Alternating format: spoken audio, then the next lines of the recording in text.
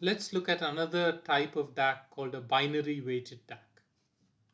A binary weighted DAC is basically called a binary weighted DAC because the resistors in the DAC are weighted a certain way, right? So you have R over 2, R over 4, R over 8.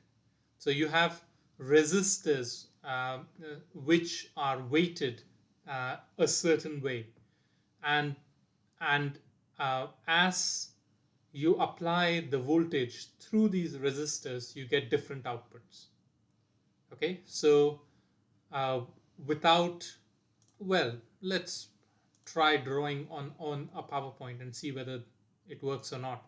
So let's say you connect this to a non to an inverting amplifier. Okay, so this is the inverting terminal, this is the non-inverting terminal, and you connect this to ground, and in the feedback you put a resistor R.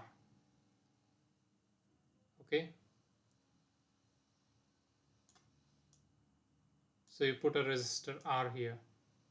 Now if I do this and I take the output, what is going to be the output? I'm sorry.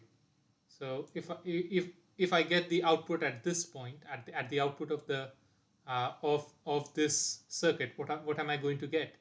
If this switch is on, if Vref is applied through here, I'll get a gain of R over R, which is 1.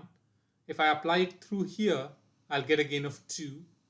Through here, I'll get a gain of 4. Through here, I'll get a gain of 8. And so I get different gains for different VREFs, and therefore I can convert a digital code into analog value corresponding to it.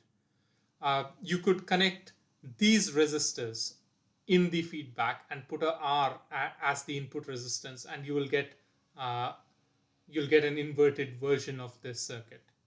So I don't think this needs a lot of explanation. I'll leave it as an exercise for you to think about it.